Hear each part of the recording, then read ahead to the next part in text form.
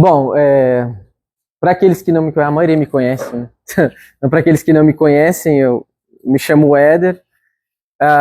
Eu me converti através da Associação Cultural Monfort, isso se deu lá em meados de 2004, 2005, na ânsia de conhecer a doutrina católica, e hoje a internet não é uma fonte tão segura assim, né? A internet parece uma feira, né? Tem de tudo. Então, e acabamos encontrando o site Monfort, começamos a estudar, então conhecemos a tradição, a verdade de sempre, a missa de sempre, e aí passamos a estudar, constituímos um grupo de estudos, enfim, e também compreendemos a questão da importância de um colégio, tanto que atualmente nós temos uma escola católica. E então, estudando, rezando, e na época, tanto eu quanto a Aline, nós pertencíamos à Renovação Carismática.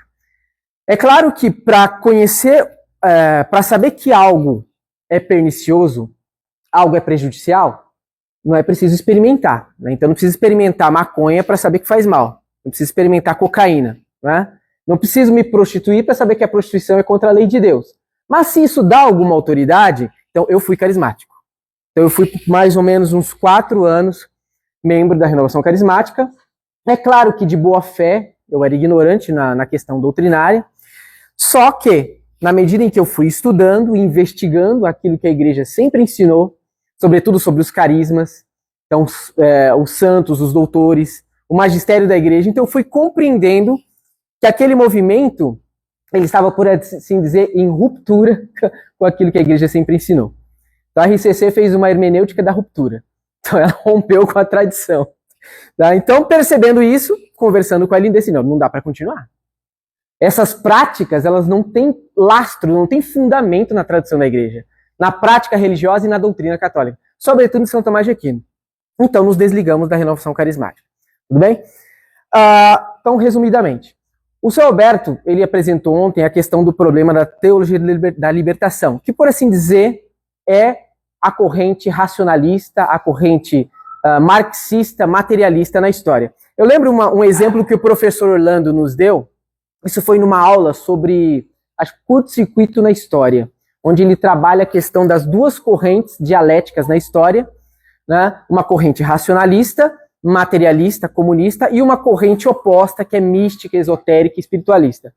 E ele dava o seguinte exemplo, ele dizia para o aluno, filho, segura esse aparelho. Então o aluno ia pegar o aparelho, segurava, entendeu? Ele falou, o que você percebe nesse ato? Para se pegar esse objeto é preciso exercer duas forças contrárias, uma esquerda e uma direita. Aí se então pega o objeto com mais força, com mais tranquilidade. Então o diabo na história, para pegar os católicos, ele suscita 2 erros opostos. E ao mesmo tempo dialéticos, né? Como o professor pontuou, agora a teologia de libertação está se tornando mística, né? Mas o diabo, ele propõe sempre um falso dilema para os católicos. Ou você é de esquerda ou você é de direita. Ou você é teologia de libertação ou você é carismático. Ou você é comunista ou você é liberal. Ou você é racionalista ou você é místico. Então é preciso exercer 2 forças opostas para pescar os católicos mais facilmente. Tudo bem? Então a minha aula ela vai tratar da outra ponta. Por isso que a serpente tem uma língua bifurcada. A serpente representa simbolicamente o diabo. O diabo ele atua sempre misturando 2 erros opostos. Então, uma ponta esquerda, uma ponta direita.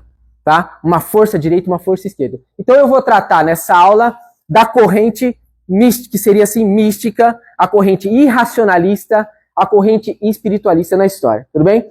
E aqui eu já coloco um parênteses, né? Quando se vai analisar a questão da renovação carismática, o problema doutrinário, os princípios do movimento, eu não estou aqui entrando no mérito da boa ou má fé dos carismáticos. Evidentemente que existe muita pessoa de boa fé no movimento. Não estou entrando nesse mérito. Né? Tem muita gente que é ignorante. Tem lá a vovozinha que pratica lá a renovação carismática, enrola a língua, cai, repousa no Espírito, né? Dorme lá no Espírito Santo, etc. Só que ela acredita de boa fé que aquilo ali é verdade. Porque hoje há uma grande ignorância religiosa. Nós vemos uma crise tão profunda, porque a cada esquina, em cada beco da internet, nasce um teólogo. Né? Então, em cada curva da internet, ali tem um arauto do evangelho, um paladino da verdade. Nunca se teve tantos teólogos de internet e nunca se teve tanta confusão e tanta desinformação e tanta ignorância. Hoje todo mundo é diplomado pelo YouTube. Teólogo de YouTube, teólogo de Instagram. Todo mundo pontifica, todo mundo é a voz da verdade. Tudo bem? Então, é evidente que tem muita gente que pratica o movimento, vive a renovação. Eu mesmo, quando eu fui carismático, eu não tinha conhecimento nenhum, não sabia nem o que era missa. Eu praticava aquilo ali por emoção. Ficava ali somente por uma questão sentimental, emocional. Depois que eu comecei a estudar, que eu compreendi que o movimento não tinha fundamento, que ele tinha uma direta ligação com o protestantismo pentecostal. Tudo bem? Então, vamos analisar os princípios. Se a pessoa está ali de boa má fé, Deus o sabe. Tudo bem? Então, o princípio que nos interessa. Tá? O Felipe Aquino, que é um expoente da renovação carismática, ele vai argumentar nesse sentido. Então, o Papa João Paulo II elogiou a RCC, reconheceu a RCC, então tem o apoio do Papa. Eu pergunto, o apoio e o elogio papal a um movimento é um atesto de infalibilidade? A infalibilidade não envolve movimento.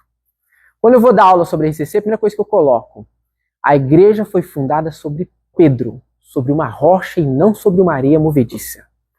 A igreja não foi fundada sobre movimentos. Foi fundada sobre uma rocha visível, imutável, sobre a verdade imutável. Tá? Então, colocar um movimento acima da igreja é grave. Tá? Então, a própria história liquida esse argumento. Eu vou trazer 3 exemplos aqui, muito brevemente. A história se encarrega de provar que movimento, ainda que tenha o apoio do Papa, não é um atesto de santidade, não é um atesto de verdade. 4 papas santos foram enganados por movimentos. 4. Vou citar 4 exemplos. Primeiro, os espirituais franciscanos. Resumidamente, os espirituais franciscanos, eles constituíram um movimento herético dentro da ordem de São Francisco de Assis. São Francisco, ele morre em 1226 e ele mesmo indica o sucessor. E ele erra. Foi um erro. Isso prova que santo não é infalível. Ele indicou o Elias de Cortona. Péssimo. Ele assume a ordem como superior da ordem, começa a destruir a ordem, começa a relaxar os costumes. Então, por exemplo, São Francisco de Assis ensinava, o frade tem que andar a pé. Não pode andar de cavalo nem de carruagem. Tem que fazer penitência. Então, não pode se usar um instrumento de locomoção. Tem que andar com as 2 pernas. O que o Elias de Cortona faz? Pode andar de carruagem. Bota a carruagem na ordem, belos cavalos. Carruagem. Começa a afrouxar, começa a relaxar. Começa a aceitar dinheiro. Altos donativos. Começa a descaracterizar a ordem. Então a virtude da pobreza, que é o principal, desaparece. Começa a agradar os poderosos. Ele vai ser, inclusive, combatido por Santo Antônio de Pádua. Santo Antônio de Pádua vai se opor a ele. Entendeu? Ele vai ser deposto, depois ele volta. Eu vou resumir bastante, porque não é o foco principal. Mas, por causa dessa posição, por causa desse relaxamento, vai emergir uma oposição. Um grupo extremamente radical, com uma doutrina tipicamente cátara. O catarismo estava infestando a Europa. Era século XIII. Então, uma doutrina tipicamente cátara dos espirituais franciscanos. Então, resumidamente, o que eles ensinavam? Eles diziam, São Francisco de Assis foi o maior santo da igreja. Ele teve os estigmas. Nem mesmo o Papa pode mudar a ordem de São Francisco. E a ordem de São Francisco é a lei do Evangelho. Então, equipara a ordem de São Francisco com o Evangelho de Cristo. Eles vão dizer o seguinte, não pode construir igreja de pedra. Não pode ter livro. Nem de piedade, nem de missa, nem de nada. O frade tem que usar um só hábito até ficar podre. Não pode ter 2 hábitos. Então tem que usar até desintegrar de podre que estava o hábito. Não podia o hábito usar até os pés, que já era vaidade. Não podia. Né? Eles vão dizer que a ordem dos sacerdotes vai ser substituída pela ordem dos monges. Vai acabar a ordem sacerdotal. Eles pregavam um futuro castigo, a bagarre, né? Haverá um futuro castigo, vai eliminar não só parte da humanidade, mas boa parte dos frades. E os frades remanescentes vão iniciar o reino do Espírito Santo. A heresia do Joaquim de Fiore. O milenarismo joaquimita. Né? Eles vão dizer, assim como a sinagoga foi substituída pela igreja, a igreja vai ser substituída por uma igreja igualitária, invisível, sem propriedade, sem bens. A igreja do amor. Entendeu? Quem vai apoiar esse movimento? Um Papa Santo, São Celestino V. Então, o Papa Celestino, São Celestino V, então ele vai apoiar. Ele era um eremita, vivia na montanha, muito santo, mas não tinha competência para governar. Ele vai renunciar, né? Mas antes da renúncia, ele vai apoiar, vai dar toda a proteção para os espíritos, vai criar até uma ordem dos pobres eremitas.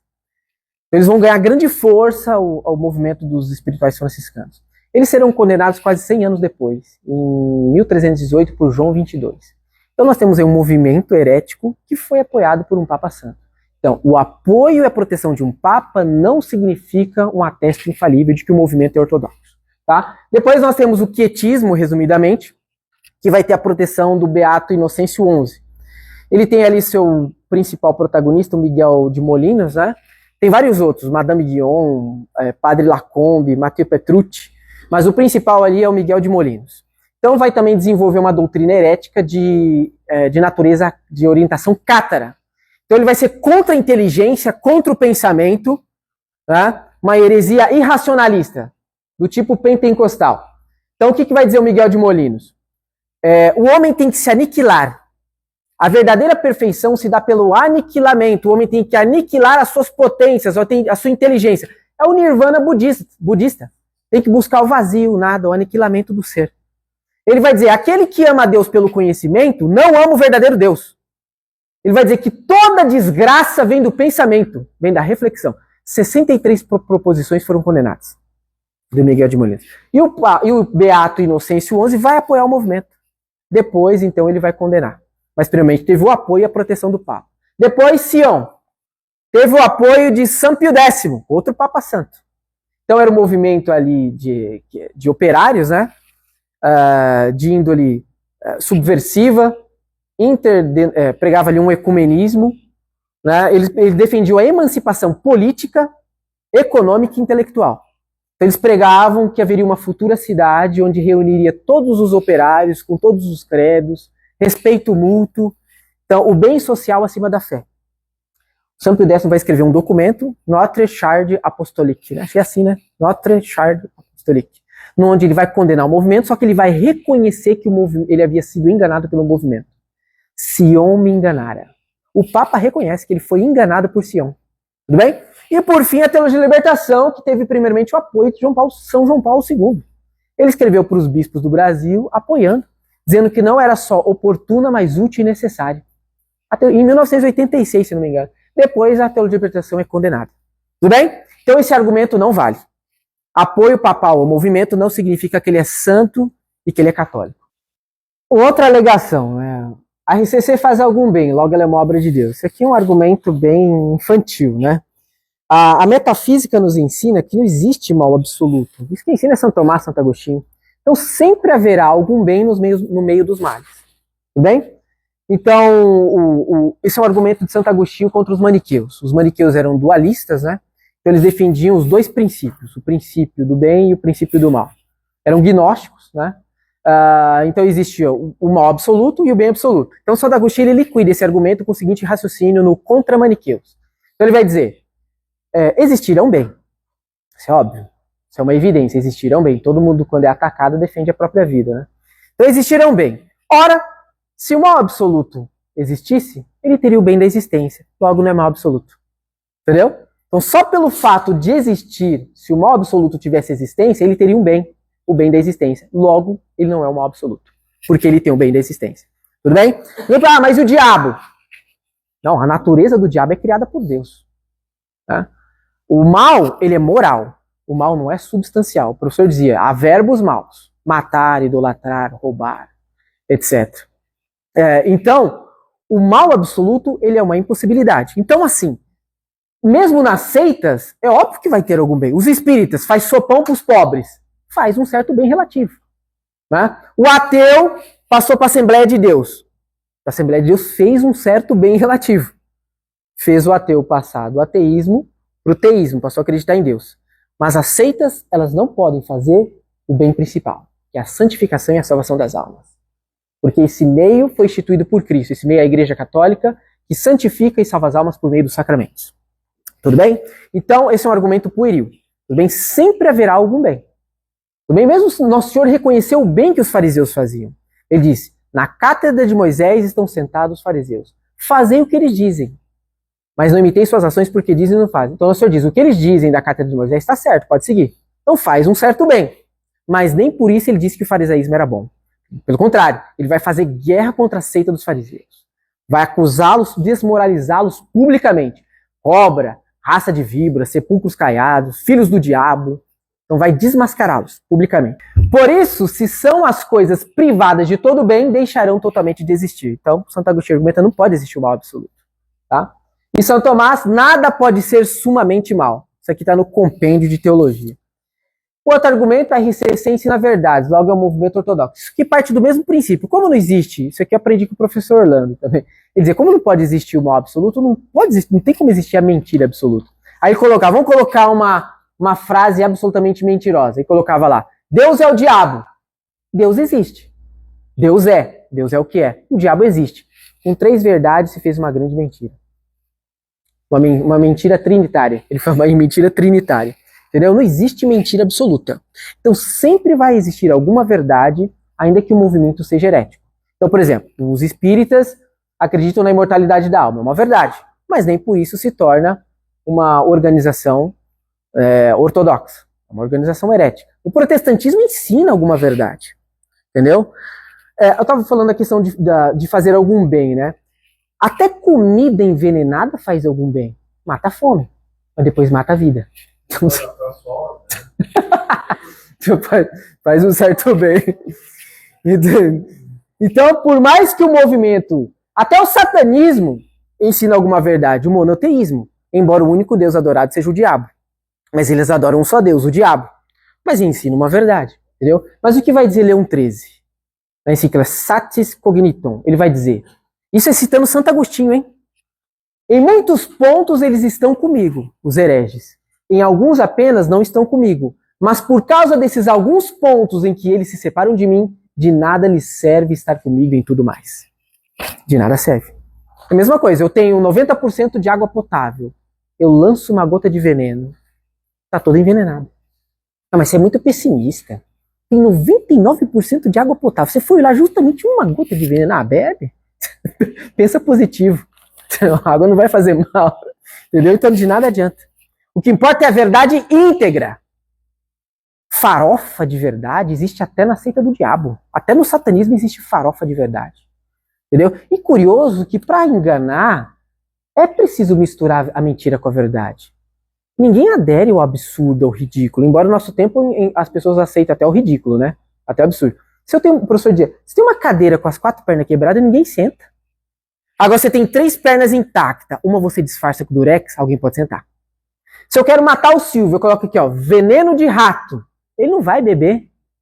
Agora, se eu pego um drink e lanço uma gota de veneno que é disfarçada, ele bebe. Se eu mostro pro peixe só o anzol, ele não pega. Eu tenho que disfarçar, né? Coloca uma minhoca, você vai esconder o arpão. Assim que se pega. O diabo não é burro. Ele não tem doutorado na PUC, mas não é burro. Tá? Então vamos lá. E a RCC faz milagre. Isso aqui é de praxe, né? Você vai discutir. Não, tem milagre. Tem milagre, tá cheio de milagres.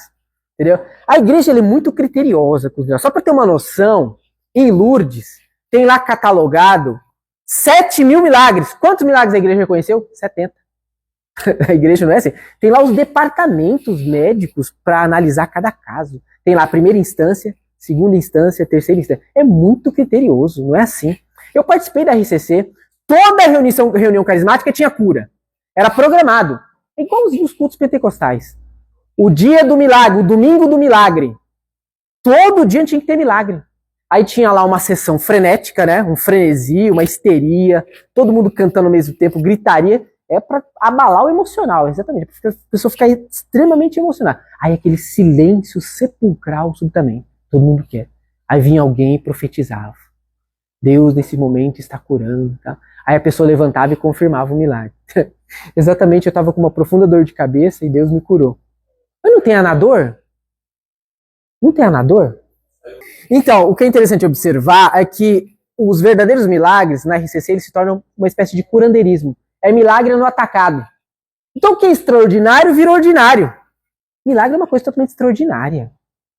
completamente extraordinário. Então vira uma coisa totalmente ridícula, um curandeirismo. Deus cura tudo. É dor de cotovelo, é dor no pé, dor de cabeça. Se tem dor de cabeça, toma Anador, toma Novalgina lá, entendeu? Buscar meios extraordinários quando se tem, pode se resolver com meio ordinário, pode ser isso é pecado. É o diabo que queria levar Cristo a fazer isso na tentação. Então ele diz para o nosso Senhor, se tu és o Filho de Deus, transforma as pedras em pães. Ele queria que Cristo fizesse um milagre sem necessidade. Ele precisava para se alimentar fazer um milagre? Não. João Batista vivia no deserto e se alimentava de gafanhoto e mel silvestre. Bastava Cristo ir numa civilização ali, numa região mais próxima e se alimentar. Ele queria que Cristo fizesse um milagre sem necessidade. Entendeu? Por extravagância. Tá? Então, há muita extravagância. Querer que Deus cure até aquilo que nós podemos recorrer a meios naturais. A dor de cabeça, Deus cura a dor de cabeça. Dor de cotovelo, Deus cura a dor de cotovelo.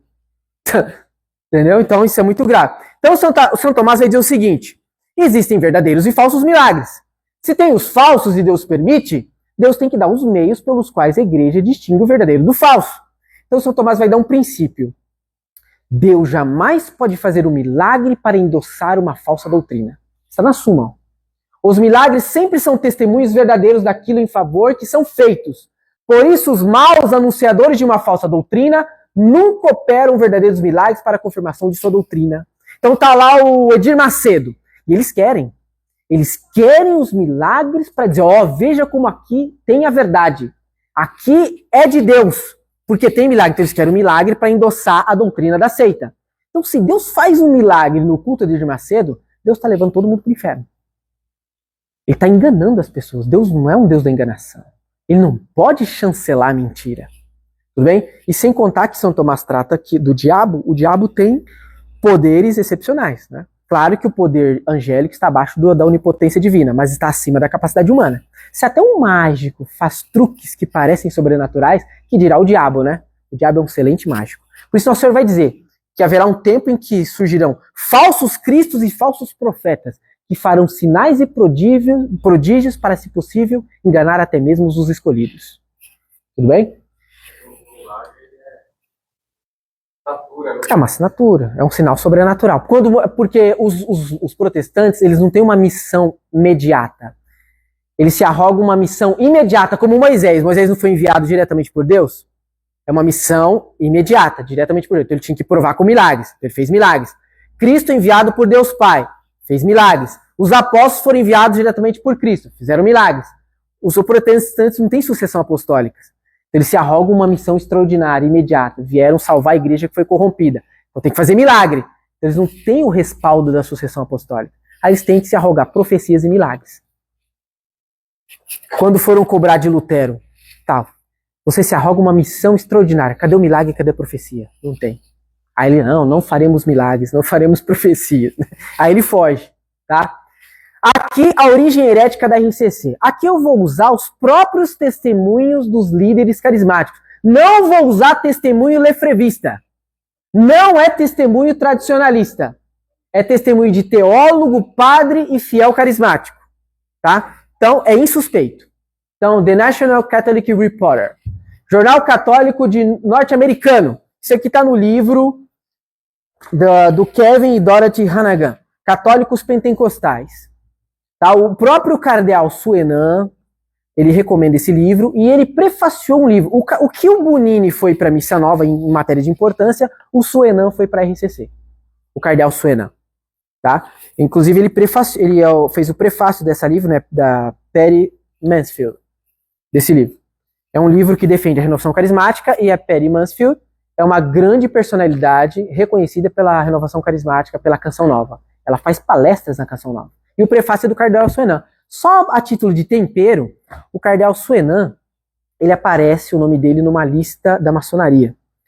Foi publicada pelo Mino Pecorelli. Ele é um jornalista italiano, ele era maçom da loja P2 italiana. Ele publicou em setembro de 78 uma lista com uma relação de prelados ligados à maçonaria. Não estou dizendo que isso é uma prova infalível, tudo bem? Mas o Mino Pecorelli, após publicar, 6 meses depois ele é assassinado, entendeu? E aparece ali não só o Bonini, mas aparece também o cardeal Suenan como ligado à maçonaria. O cardeal Bea, o Bonini, o Suenan, tudo bem? Só a título de tempero, tá? Então esse aqui, o que vai dizer? Para muitos, parecia incongruente que um movimento associado anteriormente com o protestantismo e ao fundamentalismo das classes baixas pudesse tomar pé em uma universidade católica identificada com a luz progressiva do Vaticano II. Curioso que eles sempre relacionam a renovação carismática com o Vaticano II. Porque a nova doutrina do concílio ela vai favorecer um terreno para germinar a renovação carismática. Então, o ecumenismo, as seitas, está na Lumen Gentium, as seitas participam do mistério da salvação. Hein? Deus, o Espírito Santo, não se recusa a usar das seitas como instrumento de salvação. Está no documento. Isso aqui não é hermenêutica, tá? Está no texto, na interpretação. Tá? Então vamos seguir aqui. Protestante Vincent Simon, historiador, doutor pela Universidade da Geórgia. Esse livro aqui, eu usei muito esse livro para tratar da raiz pentecostal. Ele é um especialista em pentecostalismo, ele é protestante, né? Doutor no assunto. E usei muita informação histórica que ele coloca no livro. Inclusive, ele vai ficar estupefato quando ele fala: é impressionante que a Igreja Católica abraçou o pentecostalismo protestante. Ele fica pasmo. É incrível. Né? O movimento pentecostal protestante. Então ele vai dizer, afinal, aqui ó, quem imaginaria que o movimento oriundo do avivalismo protestante e vinculado ao pentecostalismo encontraria lugar para se desenvolver na Igreja Católica Romana? Ele fica estupefato. Quem diria, hein, que um dia o protestantismo ia entrar oficialmente na Igreja Católica? Foi a primeira vez na história cristã que o movimento de origem protestante não somente adentrou a Igreja Católica Romana, como também foi recebido ou aprovado pelas autoridades eclesiásticas. Claro, se não tivesse o apoio das autoridades, não ia vingar, né? Depois eu vou mostrar, o fenômeno carismático ele aparece no começo da igreja, nos primeiros séculos. A diferença é que os padres combatiam, né? Era a menor sinal de faísca, eles viam como bombeiros e apagavam para não virar um incêndio. Aí, no nosso tempo, abandonou a espada da apologética, tudo é bom, tudo é de Deus, então aposentou a espada do combate e o mal triunfa. O professor dizia, o mal sempre prolifera quando não há quem combata. Se os agentes de saúde pararem de combater a dengue, vai proliferar a dengue. Se o médico aposentar o bisturi, vai proliferar o câncer. Então, se o clero para de combater, o mal prolifera. Tá? Carismáticos, o Kevin e a Dorothy, os Hanagan, são mestres de teologia pela Universidade de Notre Dame, do estado de Indiana. Ele vai dizer, qual é o valor desse movimento pentecostal católico, tendo em vista que se originou fora da Igreja Católica e floresceu de fato em novas formas denominacionais? A mesma afirmação. É um movimento protestante. Nasceu como fruto do protestantismo. Na verdade, os pentecostais, eles são dissidências do protestantismo tradicional. É dissidência da dissidência. Então a RCC é seita da seita. Dissidência da dissidência. Carismático, esse padre, o professor leu muitos livros dele, eu tenho os livros dele, Padre Falvo. Tá?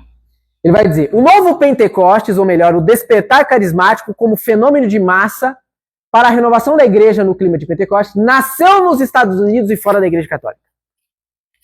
Então, é um movimento que nasce no berço protestante, estadunidense. O teólogo René Laurentin.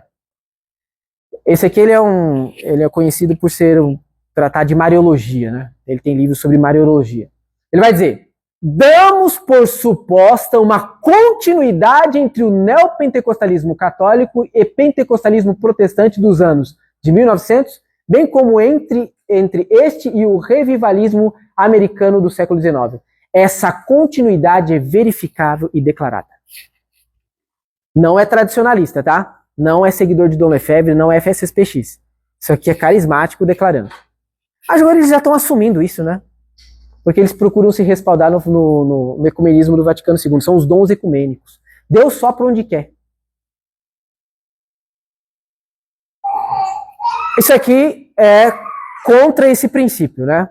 Então, Nosso Senhor vai dizer, uma árvore má não pode produzir bom fruto. Isso é um princípio da revelação. Então, uma árvore... o protestantismo é uma árvore má. A RCC é fruto do protestantismo. Logo, a RCC não pode ser um fruto bom do catolicismo. Pelo fruto se conhece a árvore. Ou pela árvore se conhece o fruto. Isso é uma lei de Cristo. Santo Agostinho comentando, enquanto alguém é mau, não pode produzir bons frutos. Claro, os verdadeiros frutos da fé, da caridade, os frutos sobrenaturais, né, da Igreja Católica. A heresia carismática no início do cristianismo. Então nós temos aqui a heresia montanista, de Montano. Isso aqui é Santo Afonso Maria de Ligório. Esse livro dele, História das Heresias e Suas Refutações. Então ele trata do montanismo. O montanismo é a renovação carismática do século II. Então o montanismo, ele dava ênfase então na ação direta. A pessoa então supostamente ficava cheia do Espírito Santo, começava a falar uma linguagem ininteligível, profecias, histeria, né, descontrole emocional. Então ali, ó, desejudo, acho que é desejoso, né? Então, de dominar, e tendo para isso dado ouvido ao demônio, ficou endemoniado, isso é Montano, fundador da seita, ficou endemoniado e começou a falar como fora de si, e a dizer palavras inusitadas e a profetizar, contra a tradição da igreja. Daqueles que o ouviam falar assim, alguns o consideravam possuído por um espírito de erro, outros como um profeta, e assim se deixavam seduzir, estimulando a falar de modo que não mais se refreava. Uniram-se a Montano, né, duas mulheres dissolutas, a Priscila e a Maximila, possuídas pelo mesmo espírito de erro, e falavam elas como Montano, em delírio e de modo extraordinário. Agora eu vou colocar um vídeo, porque é um absurdo. Tem aquele Centro de Estudos sobre a Rocha de Pedro, que estão ligados todos os conservadores, o Scott Hahn, o padre José Eduardo e até o padre Paulo Ricardo. Eles querem, por assim, apresentar um tradismatismo. Eles querem mostrar que a RCC tem base na tradição. Os carismáticos, eles têm uma ideia corrente. Eles dizem o seguinte, que a igreja se corrompeu. Então, a igreja era originalmente carismática, né? Então, a partir de Constantino, ela foi se tornando intelectualista, dogmática, rubricista. Então, a liturgia foi sendo inchada por cima e sufocou o espírito. É o que diz o Jonas da Bíblia. É que diz o vosso verbo agora. Exatamente. E o movimento litúrgico também dizia isso, né? Então é preciso provocar voltar à igreja de Pentecostes. A igreja dos carismas, dos milagres no atacado. Então houve essa corrupção. E agora eu vou mostrar aqui num vídeo do líder do centro de estudo, professor. Então eu vou colocar um vídeo aqui que eles vão defender isso, tá? Como que dá pode dar o play. Eles vão defender... só um pouquinho. O Montano vai dizer o seguinte: Deus quis redimir a humanidade por meio de Moisés e o profeta. Deus falhou. Aí ele quis redimir por meio do Filho. O Filho falhou. Aí veio o Espírito Santo, o Montano. E eles vão defender que o montanismo era ortodoxo. A igreja errou ao condenar o montanismo. Contra Santo Afonso, hein? Aí eles não obedecem, né? São tão obedientes ao Espírito Santo, mas não obedecem à igreja. Nós vamos ver que no século II surge um padre por nome Montano. E este padre, que veio convertido do paganismo, começa a manifestar muitos dons e carismas. Junto com esse movimento, há também muita confusão. Há uma supervalorização, há uma luta entre os carismas e a dimensão institucional. Montano começa então a dizer que não havia mais necessidade de prestar atenção àquilo que os bispos falavam, porque a igreja deveria ouvir diretamente do Espírito. Então surge um perigo com o movimento montanista, e nesse perigo há por parte da igreja um rechaço, um medo, um temor dessa experiência. Com isso, o que se gerou na igreja? Olha, essa comunidade tão aberta aos carismas, que exercitava tanto os carismas, terminou no quê? Terminou nessa rejeição à hierarquia da igreja. Foi se criando a ideia de que carismas e hierarquia e instituição não combinam. E durante um período nós tivemos então um certo rechaço, medo das experiências carismáticas. Então a igreja errou porque ela teve medo.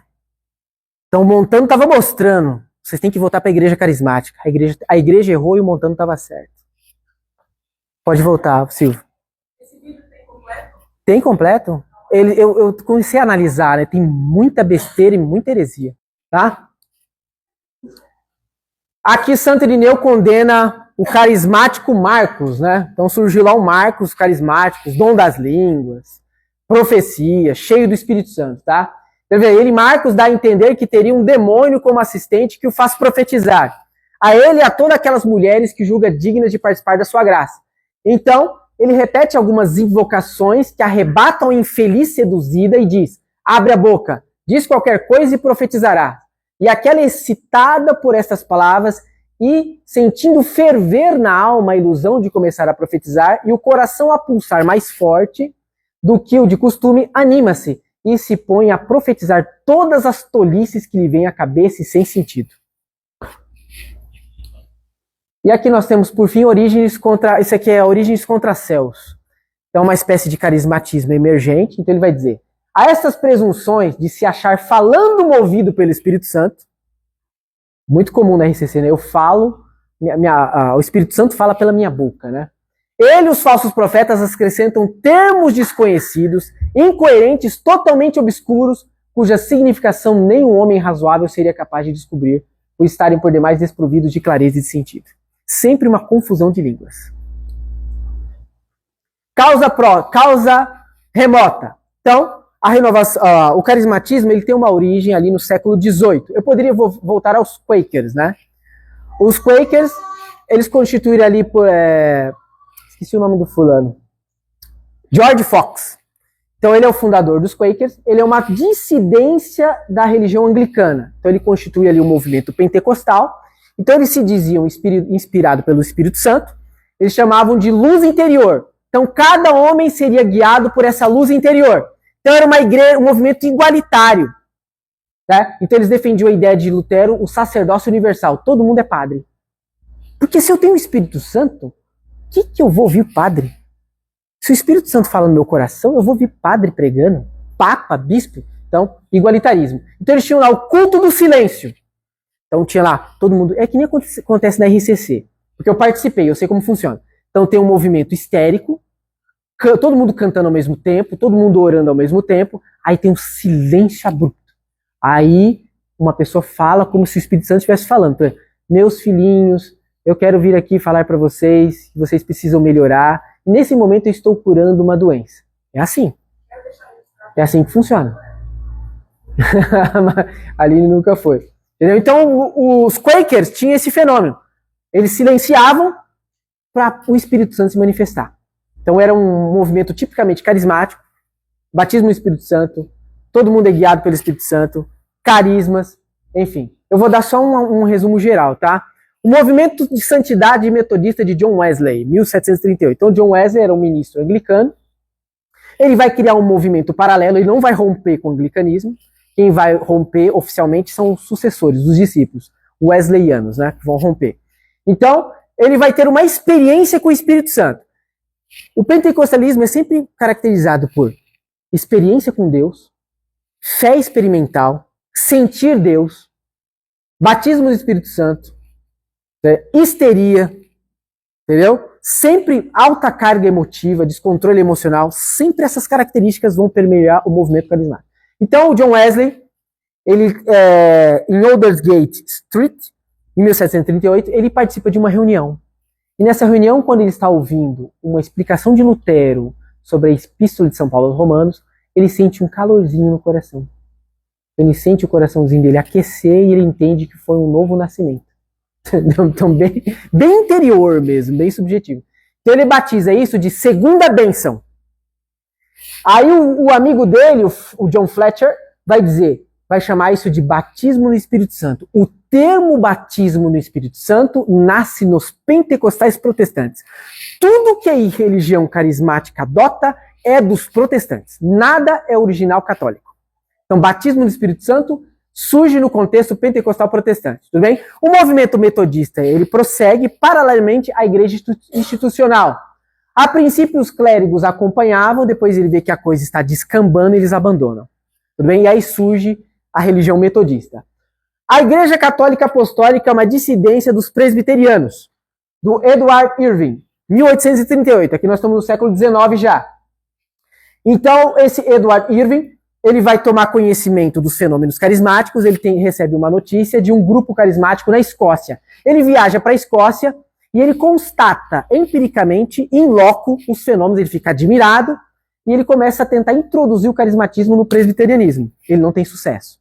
Então ele era um pastor famoso, né, Regent Square, ali em Londres, e no momento da pregação, uma mulher se levanta subitamente, ela começa a orar em línguas, é uma confusão geral, alguns queriam jogar um balde de água fria na cabeça dela, essa mulher tá louca, joga um balde de água fria, tá latindo, não tá falando nada com nada, a mulher sai às pressas, a regra presbiteriana não admitia a mulher falar na assembleia, o Irving é expulso, ele funda então a igreja pentecostal, igreja católica apostólica, que não é romana, tudo bem? 3 anos depois ele morre porque ele nunca falou em línguas, então ele caiu em descrédito. Entendeu? Coitado, acabou demitido da igreja.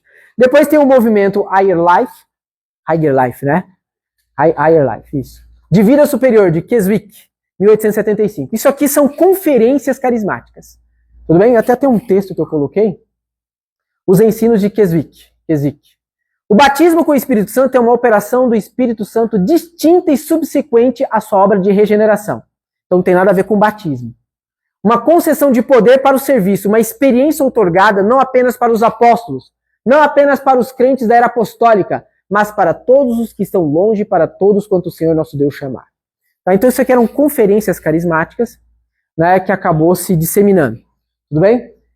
Aí nós temos a origem herética, ainda a causa remota. Né? Aqui é propriamente Estados Unidos. A raiz pentecostal é inglesa. A força do movimento vem dos Estados Unidos. Aqui é que vem a força que vai impulsionar o movimento e espalhar por toda a Europa. Então, Charles Fox Parham. Isso aqui eu vou mostrar como os carismáticos elogiam esse pentecostalismo. Esses principais personagens, né?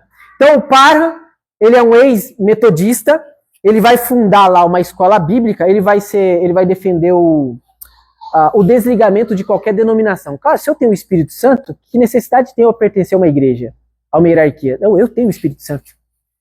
Eu tenho o divino no ser, tá? Então ele vai vai combater o igrejismo. Ele vai chamar de igrejismo sectário. Então ele vai virar um missionário ambulante. Ele vai fundar uma escola bíblica em Bethel, em Topeka, no Kansas. E é justamente nesse contexto que os carismáticos vão dizer que vai ser uma resposta à oração de Leão XIII. Eles vão dizer que o fruto da oração de Leão XIII, o Veni Creator, e a consagração que Leão XIII fez no século XX, a resposta foi o pentecostalismo protestante. Imagina, hein? O fruto da oração é a heresia. Tá? Então, o Parham, então, isso aqui é relatado no livro, né? Ele tem lá um grupo de alunos, livre exame da Bíblia, então ele chega à comprovação de que o fenômeno do batismo do Espírito Santo é o dom das línguas. Então, o dom das línguas é o sinal sensível de que a pessoa foi batizada do Espírito Santo. Tudo bem? Uma aluna dele pede o batismo do Espírito Santo, a Agnes Osman. Então, ela pede, então ele impõe as mãos sobre a aluna, e ele vê uma auréola de anjo na cabeça dela, entendeu? E ela começa, então, a falar em línguas. Ela falou em línguas por 3 dias. Ficou 3 dias falando em línguas. Tudo bem? O William Seymour, ele é o discípulo do Parham. Ele conheceu a escola bíblica do Parham no Texas. E ele resolveu levar o pentecostalismo para o centro, para Los Angeles. Ele disse que foi uma missão divina dele. Uma pastora disse para ele ir para Los Angeles, ele concebeu isso como uma missão divina. Ali ele vai fundar a famosa seita da Rua Azusa. Aqui tem até um texto, ó. Isso foi noticiado. Então, uma loucura. Então, danças, histeria, frenesi, dom das línguas, batismo do Espírito Santo. Então aqui diz o jornal. As reuniões são realizadas num barracão, caindo aos pedaços, na Rua Azusa, perto da Rua San Pedro. Ali, devotos das mais estranhas doutrinas praticam rituais próprios de fanáticos, pregam teorias extravagantes e tentam atingir com fervor, que lhes é peculiar, um estado de excitação que beira a insanidade. Negros e uma pequena quantidade de brancos compõem a congregação. E à noite, os uivos dos adoradores. Parece um tradicionalista falando, né? Promovem um espetáculo medonho para a vizinhança. Eles passam horas balançando para frente e para trás, num enervante exercício de orações e súplicas. Eles alegam possuir o dom de línguas e se dizem capazes de entender aquela Babel.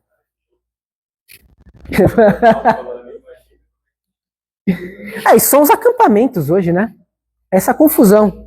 Esse aqui, o acampamento Hollins, é o acampamento carismático. Então eles se reuniam com... Essa Rua Azusa, né?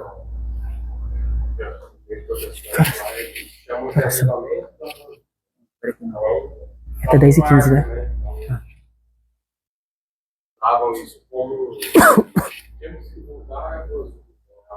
Isso tornou referência mundial. Muitos afluíram ali para ter experiência de Pentecostes. Exatamente. Eles dizem que a Rua Azusa é que incendiou o mundo. Exatamente. Eu não sei o prédio em si, acho que não. Eu acho que o prédio em si, acho que não. Tá querendo ter um novo Pentecostes. O acampamento carismático Holiness era assim. Então tinha a famosa queda no espírito, as pessoas caíam. É o repouso no espírito. Então dança, ele fala até latidos, né? Grunhidos, a pessoa enrolava a língua, etc. Totalmente histérico. Atribuir isso ao Espírito Santo é uma blasfêmia. É ridicularizar o Espírito Santo. É falar que o Espírito Santo parece um personagem de circo. Uma blasfêmia. Aqui. Então eles vão dizer o seguinte, os carismáticos. Está nos livros, tá? Está no livro dessa aqui, ó. Isso aqui ela é reverenciada pela Canção Nova, a Patty Mansfield. Ela participou do retiro de Duquesne. É protestante. Mas ela tem o Espírito Santo. Segundo os carismáticos, ela é abençoada pelo Espírito Santo. Cheia do Espírito Santo. Tá? Não, desculpe, não, ela é católica. Desculpe, me corrija, não, ela é católica. Mas ela teve experiência com os protestantes. Ela é católica. Mas eles vão dizer que os pentecostais têm o Espírito Santo. O Espírito Santo soprou primeiro nos protestantes, depois nos católicos. Tá? Então eles vão dizer o seguinte, o Papa Leão XIII vai consagrar o século XX ao Espírito Santo. Tudo bem? Qual que é a resposta? O pentecostalismo protestante. Quem vai dizer isso? Os protestantes. Tá? Editora RCC Brasil. Um fato notável. Naquela noite em que o Papa consagrava o século XX à pessoa do Espírito Santo, distante dali, em Topeka, no Kansas, nos Estados Unidos, na escola bíblica de Betel, de um pastor proveniente do metodismo, Charles Fox Parham, cujos alunos se encontravam em vigília de oração, estudando o livro dos Atos dos Apóstolos, uma aluna de nome Agnes Osman, depois de pedir ao pastor que orasse por ela, porque queria receber a bênção da infusão do Espírito, conforme prometida na Bíblia, orou em línguas, a maneira como os futuros pentecostais clássicos vão entender como se daria, como seria a evidência do chamado batismo do Espírito Santo. Então ele está dizendo que o fruto da consagração do Papa e da oração do Papa é o pentecostalismo protestante. Então ele está atribuindo a heresia pentecostal à força do Espírito Santo. Entendeu? A ação do Espírito Santo. Isso aqui é uma blasfêmia. RCC Brasil, editora, tá? Em 2006, abril, tive a graça de, em nome do Pontifício Conselho para os Leigos, representar com mais alguns católicos do International Charismatic Catholic Service a nossa igreja no centenário do pentecostalismo iniciado em Azusa Street. Eles comemoram a Rua Azusa. Eles comemoram o protestantismo. O da editora RCC Brasil. Isso aqui é promovida pela editora RCC Brasil. Celebrado em Los Angeles, no centro de eventos dos Lakers. Você está entendendo? Então está dizendo que o fenômeno herético pentecostal que surgiu nos Estados Unidos é fruto do Espírito Santo. Isso aqui é uma blasfêmia. Então assim, a RCC nasce da blasfêmia. Aqui provando que a Patty Mansfield é referência para a renovação carismática. Tá lá, ó. Site oficial RCC Brasil, tá? Então eles vão elogiar a Patty Mansfield, tá? Eu tô colocando isso aqui porque eu vou utilizar agora o depoimento da Patty Mansfield. Eu vou utilizar o depoimento dela, que é reconhecido pela renovação carismática. Aqui também, ó. Conta sobre sua história de Duquesne na festa do jubileu. Agora vem ela. Atendendo à sugestão da irmã Helena, o Papa Leão XIII invocou o Espírito Santo no dia 1º de janeiro de 1901. Primeiro dia do primeiro ano do século XX. Ele mesmo cantou o hino Veni Creator Spiritus. Vinde Espírito Santo. Em nome da igreja. Naquele mesmo dia, olha aqui. Naquele mesmo dia ocorreu um acontecimento na cidade de Topeka, estado de Kansas, que marcou a revivescência dos poderes e dons do Espírito Santo no movimento que se estendeu por todo o país e por todo o mundo. Então ela está dizendo, o fenômeno protestante pentecostal na escola bíblica do Parham foi um fruto do Espírito Santo. Então um herege, né, um herege cismático, contra a Virgem Maria, contra a Igreja Católica, transbordou do Espírito Santo. Continua Perry Mansfield. O reverendo Charles Fox Parham e seus estudantes dedicavam-se ali à oração e ao estudo da palavra de Deus, concernente ao batismo do Espírito Santo. A mais alta das 3 torres da mansão foi designada para ser a Torre da Oração, e logo organizou-se uma maratona de oração que durou 7 dias seguidos da semana, com 24 horas ininterruptas de vigília. Durante todo esse tempo, os jovens intercessores estiveram pedindo a Deus para batizá-los, a todos e a cada um no Espírito Santo. Às 11 horas da noite, estou repetindo? Não. De 1º de janeiro de 1901, uma das estudantes chamadas aqui é Anne Osman, está errado ali, pediu ao reverendo Parham que impusesse as mãos sobre a sua cabeça e orasse para que ela recebesse o batismo no Espírito Santo. Foi isso precisamente o que aconteceu. Ains começou a falar em línguas e nos dias subsequentes, outras pessoas presentes, inclusive o Parham, passaram pela mesma experiência. Esse evento é geralmente considerado como o início histórico do pentecostalismo. Então é ela que está dizendo, aquela que é referência para a Canção Nova e para a Renovação Carismática. Ela está dizendo, o início do pentecostalismo é protestante.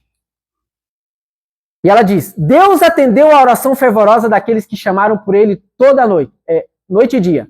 Apesar da fraca resposta dos católicos, criticando os católicos, ao chamado do Papa Leão XIII pela oração continuada do Espírito Santo, no início deste século, houve pessoas crentes de outras denominações que estavam humildemente procurando e alegremente recebendo a emanação do Espírito de Deus e os seus dons carismáticos. Aos protestantes. A experiência do batismo do Espírito Santo passou a correr entre os episcopalinos, os luteranos, os presbiterianos e outros cristãos que permaneceram em suas igrejas na esperança de poderem trabalhar pela renovação de dentro para fora. Então ela reconhece. O fenômeno começou com os protestantes. Esse fenômeno pentecostal é fruto do Espírito Santo. Ela reconhece isso. Então, é verdadeiro o batismo do Espírito Santo nos protestantes. É verdadeiro aquela enrolação de língua dos protestantes.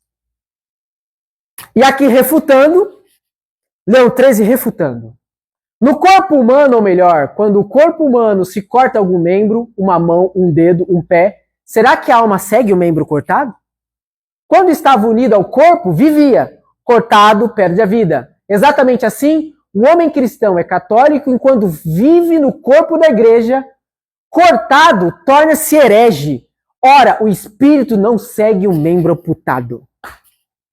Leão XIII refutando. É impossível que essa gente herética esteja transbordando o Espírito Santo. Deus pode dar graças atuais. Entendeu? Mover essa gente para conversão. Mas agora, transbordar do Espírito Santo, que é próprio da graça santificante, a pessoa fica, Nossa Senhora era cheia do Espírito Santo, ela era imaculada. Aqui é gente podre de heresia. Tá? Então o Espírito Santo não segue no membro amputado. São Paulo, não vos prendais ao mesmo jugo com os infiéis. Que união pode haver entre a justiça e a iniquidade? Ou uma comunidade entre a luz e as trevas? Que compatibilidade pode haver entre Cristo e o Belial? Ou que acordo entre o fiel e o infiel? Depois São João, se me amais, observareis os meus mandamentos. E eu rogarei ao Pai, e ele vos dará um outro paráclito, para que fique eternamente convosco, o Espírito da verdade, a quem o mundo não pode receber. Os próprios carismáticos declaram. Aqui os mestres pela universidade lá de Notre Dame. O livro de Wilkerson foi uma espécie de orientador da doutrina das Escrituras. Ou seja, a referência da doutrina das Escrituras não é um doutor da igreja, não é um magistério, é um pastor protestante. Tá? Durante os próximos 2 meses, eles compartilharam um livro, leram-no, discutiram e até oraram sobre o livro. É um livro de um herege. É um pastor protestante pentecostal. A maioria dos estudantes, em preparação para o fim de semana, tinha o livro de Wilkerson, A Cruz e o Punhal, que fala tão poderosamente da ação de Deus na vida dos jovens. Então o pastor foi um instrumento que transbordava do Espírito Santo. Tudo bem? Um pastor protestante. Aqui é a editora RCC Brasil. Neste movimento de renovação, junto com outro jovem, o Ralph Martin, leu os livros A Cruz e o Punhal, e eles falam em outras línguas. Steve e Ralph sugeriram as leituras que inspiraram as meditações do retiro de Duquesne, do qual viria a nascer a renovação carismática. Então, a inspiração da RCC é um livro de um pastor protestante, tudo bem? A referência de matéria de doutrina, de espiritualidade. Então não é Santo Afonso, entendeu? Não é Dom Bosco, é um herege protestante, tudo bem? Aqui eles fazendo referência ao Steve Clark, que recomendou o livro A Cruz e o Punhal para os que vão participar no retiro de Duquesne. O Steve Clark, não, ele é católico, mas pentecostal protestante. Pentecostal católico. É o Steve. Ele que vai sugerir o livro A Cruz e o Punhal. Olha, vocês têm que ler esse livro e se inspirar nesse livro. Do pastor protestante norte-americano. A Perry Mansfield. Dentre os fatores atuantes que levaram diretamente à experiência do batismo do Espírito Santo, homens como Ralph, Steve e sua rede de amigos de Notre Dame, Duquesne e dos Cursilhos, coube um papel-chave a 2 despretensiosos livros editarem brochuras. Um deles é A Cruz e o Punhal, escrito por David Wilkerson. Aqui eu não vou ler também. Eles vão tomar como base o livro, né? Agora, o que ensina a igreja sobre os livros péssimos? Isso aqui é um tratado moral do padre Teodoro da Torre del Greco, doutor em direito canônico, franciscano. Os livros sujeitos à censura eclesiásticas que relatam novas aparições, revelações ou milagres, que combatem ou escarnecem qualquer dogma católico, que defendem erros condenados pela Santa Sé, que desprezam profundamente o culto católico, que visam subverter a disciplina eclesiástica. Então, esses são os livros sujeitos à censura. O direito e o dever de denunciar os livros perigosos incumbe a todos os fiéis e, mais especificamente, ao clero. Então, um livro que devia ser objeto de crítica e de censura foi tomado como referência de doutrina e de espiritualidade. Então, a RCC já começa na desobediência. Ora, que fruto vem da desobediência? A desobediência é do diabo. Não é o Espírito Santo que suscita a desobediência, é o diabo. Entendeu? Então não é o Espírito Santo que soprou na RCC. É o espírito da desobediência contra a moral católica. Aqui ainda vai falar do livro. Não. A origem. Então eles querem dizer, quando eles contam a história da RCC, eles começam no retiro de Duquesne, né, da Universidade em Pittsburgh, que foi no dia 17, 18 e 19 de fevereiro. Mas não é ali que começa a renovação. A renovação começa um mês antes, em janeiro, quando membros do corpo docente da Universidade de Duquesne participam de um culto protestante, o que é proibido pelo Santo Ofício e pelo Código de Direito Canônico. Quem participa de uma reunião protestante, né, participação em sacres, né, comungando de um culto protestante, diz o Código de 1917, que estava em vigor, é suspeito de heresia. Então o movimento começa caindo no crime de suspeito de heresia. Então ela vai dizer aqui, ó. Em 1967 foi publicado o livro Diante de um Milagre, escrito pelo reverendo Dom Barcha, no qual ele narra sua própria experiência com o batismo do Espírito Santo. Nas últimas páginas daquele livro, ele descreve a sua visita a um encontro de oração efetuado na residência de Miss Flodod, em Nothing Hills, acho que é isso. A cidade de Pittsburgh, no dia 20 de janeiro de 67. Este fato, o que é essa casa?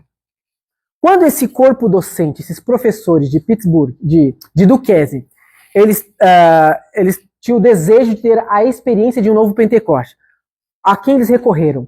A um ministro anglicano, da Igreja Episcopal Anglicana. Eles telefonaram para o pastor e perguntaram se ele conhecia o livro A Cruz e o Punhal. Não conheço, tem aqui na minha estante. Aí perguntou, o senhor sabe de algum lugar que vive Pentecostes na prática? Sim, conheço. É um grupo regido por uma pastora presbiteriana.